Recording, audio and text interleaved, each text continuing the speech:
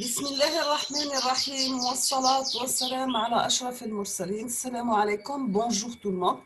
Dans cette vidéo, je vais présenter avec vous le cours 2 et 3 pour la représentation fréquentielle des signaux. Et on va commencer et la transformation de Fourier. C'est fort possible que je divise ce cours en deux parties ou bien en deux vidéos parce qu'il est long déjà, d'accord? Le contenu du cours, c'est bien sûr, on va commencer par une introduction, la notion de fréquence, pourquoi la représentation fréquentielle. On va voir aussi la décomposition en série de Fourier, définition, quelques propriétés, la transformée de Fourier des signaux à énergie finie, bien sûr avec définition, conditions d'existence et les propriétés de la transformée de Fourier, des notions de densité spectrale d'énergie, et on va voir la transformée de Fourier au sens des distributions. On va commencer par une définition. La transformée de l'impulsion de Dirac, la transformée de Fourier des signaux périodiques. Avant de commencer, on va savoir ou bien connaître la notion de fréquence. On va commencer par définir qu'est-ce qu'une fréquence. Nous avons que la fréquence, c'est le nombre de fois qu'un phénomène périodique se reproduit pendant une durée déterminée. C'est donc l'inverse de la période. Nous avons f égale à 1 sur grand T. La fréquence est mesurée en hertz, donc 1 sur seconde ou bien seconde moins 1. Nous avons dans un son, par exemple pour les sons gravés, nous avons des basses fréquences et les sons aigus des hautes fréquences. Donc la fréquence permet de caractériser un certain type de signaux, bien sûr. La notion de fréquence dans une image, donc pour les surfaces, c'est l'équivalent à des basses fréquences, les contours, ce sont des hautes fréquences. On trouve aussi dans une onde lumineuse, les couleurs dépendent de la longueur d'onde, c'est l'équivalent de la fréquence. On passe à l'introduction. Donc, nous avons que la notion de fréquence est également présentée dans la voix, un téléphone portable, la radio, l'ADSL, les horaires de passage d'un train, la musique électronique, un équalisé, un radar, etc. Nous avons toutes ces applications véhiculent ou analysent le contenu fréquentiel de l'information. Donc, toujours une représentation fréquentielle de l'information est souvent plus facile à interpréter que la représentation temporelle. Dans cette figure, on voit ici la représentation temporelle pour un son voisé et son spectre. Et ici, sa représentation fréquentielle, la même chose pour un son non voisé et son spectre. Autre exemple, nous avons analyse d'ondes cérébrales. Donc, on trouve les ondes alpha engendrées lorsque le sujet change son niveau d'attention, des fréquences modérées, amplitude importante. Des ondes bêta produites par une activité mentale intense. Nous avons des fréquences élevées et des faibles amplitudes, sans oublier les ondes θ, accompagnées des sentiments de stress émotionnel. Donc, nous avons des fréquences faibles.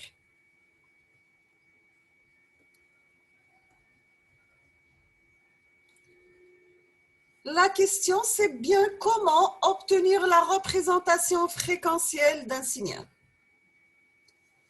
Vers une représentation fréquentielle, nous avons dit que la notion de fréquence est intéressante, mais comment connaître les fréquences que contient un signal?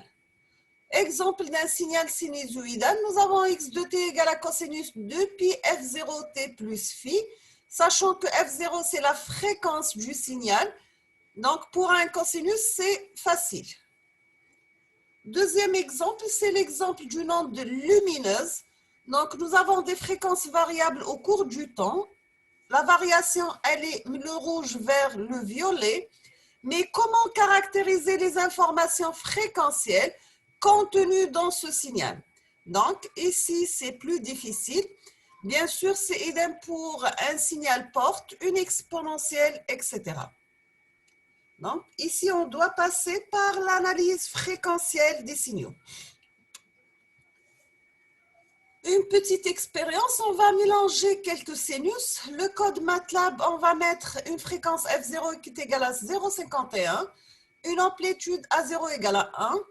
Deuxième signal, la fréquence c'est 0, F1 égale à 0,11, l'amplitude égale à 2. Troisième signal a une fréquence égale à 0,21 avec une amplitude égale à 2.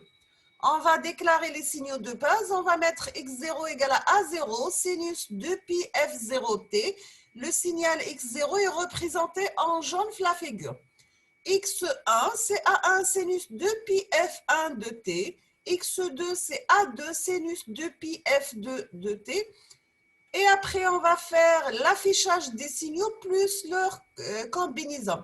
Donc, on va afficher le signal x0 ploté, x0, y, c'est en jaune.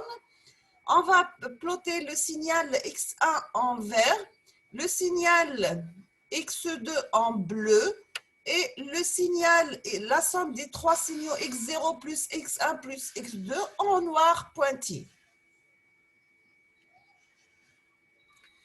Il est donc possible d'obtenir des signaux périodiques complexes par une simple combinaison linéaire de signaux élémentaires. C'est le principe inverse de la décomposition en série de Fourier.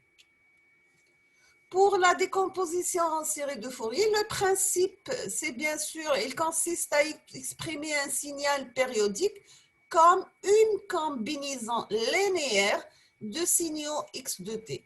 Ici, par exemple, nous avons premier signal en rouge, deuxième signal en vert. Le signal x de t en bleu, c'est la somme de deux signaux, le signal 1 plus le deuxième signal. Donc, sous forme de signaux sinusoïdaux, les fréquences d'un signal apparaissent naturellement. Et pour les signaux périodiques, la décomposition en série de Fourier constituait le lien entre la représentation temporelle d'un signal et bien sûr sa représentation fréquentielle. Mais pour les signaux non périodiques, il s'agit de la transformée de Fourier.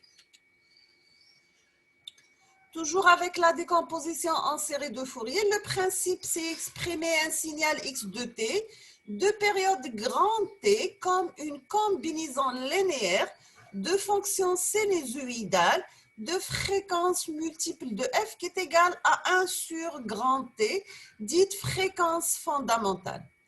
Donc, la définition de la décomposition en série de Fourier, on va commencer par la forme trigonométrique. Nous avons qu'un signal x de t de période grand T s'exprime sous certaines conditions comme x de t égale à A0 plus une somme qui varie de 1 jusqu'à plus l'infini de AN cosinus n de pi sur grand T, T plus BN sinus n de pi sur grand T, T. Donc, la somme des sinus et de cosinus, c'est facile à interpréter. Pour le calcul des coefficients de la série, nous avons que A0, c'est 1 sur grand T, un intégral entre moins T sur 2 et T sur 2 de x de T dt. Les AN, c'est 2 sur grand T, un intégral de moins T sur 2 jusqu'à T sur 2 de x de T cosinus n de pi sur grand T, T dt. Les B0 égale à 0 parce que nous avons sinus 0, c'est 0.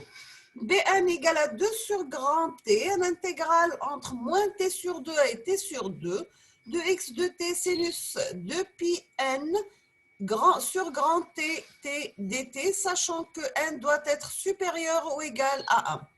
On appelle A0 la valeur moyenne du signal ou bien sa composante continue.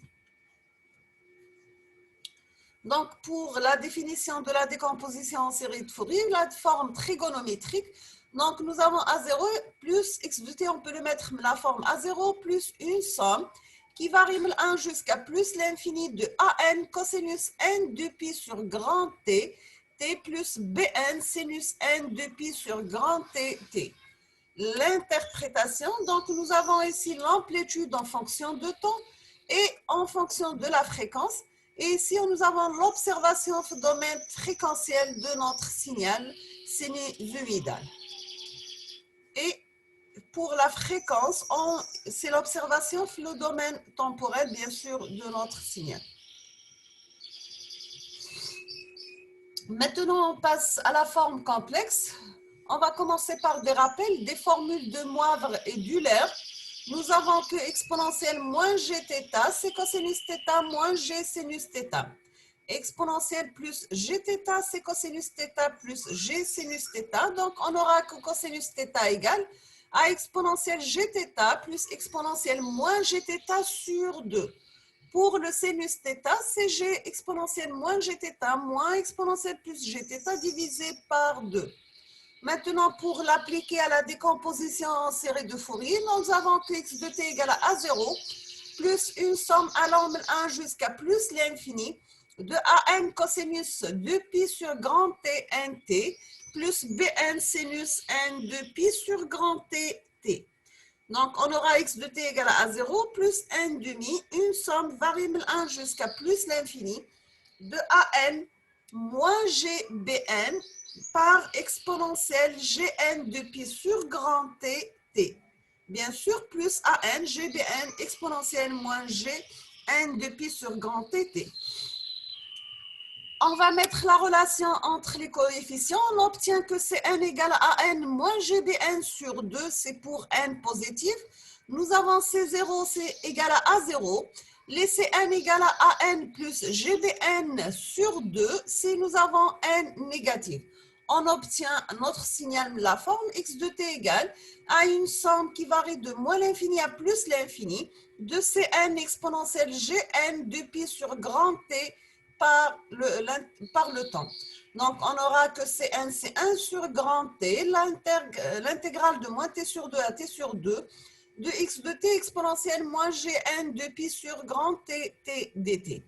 Sachant que les Cn sont appelés les coefficients de Fourier de x de T, ils forment la représentation fréquentielle de x de T. Nous avons comme notation x de T, c'est l'équivalent de Cn, mais Cn appartient au nombre complexe.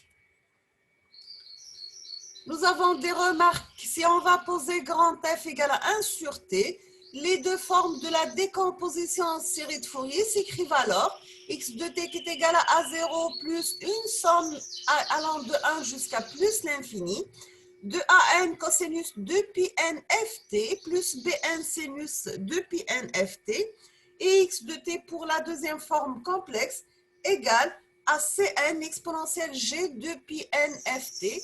F égale à n grand F sont les harmoniques. Donc, on appelle les coefficients Cn, toujours sont complexes. En général, nous avons Cn égale la valeur absolue de Cn exponentielle g argument de Cn. Toujours dans la forme complexe de la décomposition en série de Fourier, intervient des fréquences négatives et positives qui sont introduites par commodité de représentation. Nous avons quelques propriétés. Bien sûr, si notre signal x de t est réel, nous avons toujours c de moins n égale à c de n conjugué. Donc, les coefficients sont nécessairement complexes, conjugués pour restituer x réel, car exponentielle g de pi n ft est complexe. Si nous avons notre signal x de t réel et pair, donc on aura c de moins n égale à Cn, donc automatiquement les Bn sont nuls. Si le signal x de t est réel et impair, on aura C de moins n égale à moins C de n, donc An égale à 0. Pour le théorème de Perceval, la puissance du signal périodique, Cp égale une somme varie de moins l'infini à plus l'infini de Cn élevé au carré en valeur absolue. Nous avons dit une remarque qui dit pourquoi les nombres complexes font la deuxième décomposition en série de Fourier. Quand on a des phénomènes périodiques, les complexes sont plus faciles à manipuler. Exemple, l'analyse des circuits électriques RLC, résistance, bobine et condensateur. Donc, pour la résistance, le mode réel, nous avons V égale à RI. L'inductance V égale à L, la dérivée de I sur dt. Pour la capacité, le courant est égal à C, la dérivée de la tension par rapport au temps. Mais la forme complexe, nous avons Z égale à R, l'inductance Z égale à G oméga L, la capacité Z égale à moins G divisé par oméga 6 avec V égale l'impédance fois le courant. Donc, le remplacement d'équations différentielles par des équations algébriques. Voici un exemple de la décomposition en série de Fourier, soit h de t, un signal de période grand T, tel que sur l'intervalle entre 0 et grand T. On vous demande de faire la décomposition en série de Fourier de h de t. Donc, on a trouvé que Cn égale à A sur Pn, sinus Pn T0 sur grand T. Donc, la série de Fourier de h de t s'écrit sous la forme de h de t égale une somme allant de moins l'infini à plus l'infini de A sur Pn sinus Pn T0 sur grand T multiplié par exponentielle G de Pn T sur grand T. Donc, on aura ici l'approximation du signal créneau par la série de Fourier en limitant n à différentes valeurs, bien sûr. On voit pour n égale à 10, on aura cette forme du signal, n égale à 50, donc on aura la forme, elle se rapproche du signal d'origine, et pour n égale à 250, on aura la même forme, mais avec des pics, des petits pics, ce qu'on appelle un phénomène de Gibbs, c'est l'effet de bord aux discontinuités. Maintenant, on passe à la représentation des coefficients Cn complexes. Donc, on aura Cn égale à 1 sur Pn sinus Pn T0 sur grand T, sachant que C0 égale à A T0 divisé par T. Nous avons un spectre de Ré. Les Cn indiquent quelles sont les fréquences présentées dans le signal. Autre exemple, on va essayer avec x de t égale à 1 pour t inférieur à t sur 2 et égal à 0 pour t supérieur à t sur 2. Donc, on aura f de t la forme de 8a sur p au carré cosinus oméga t plus 1 sur 3 élevé au carré cosinus 3 oméga t plus 1 sur 5 carré cosinus 5 oméga t. Donc, on voit que notre signal est impair, on a seulement les valeurs impaires du signal. Donc, mais il faut faire attention à l'écriture alternative avec la pulsation oméga qui est égale à 2pi f. Donc, on aura que f de t égale 2a sur pi plus 4a sur pi par 1 sur 3 cosinus 2 oméga t plus moins 1 sur 3,5 cosinus 4 oméga t plus 1 sur 5,7 cosinus 6 oméga t. Donc, OK pour les signaux périodiques.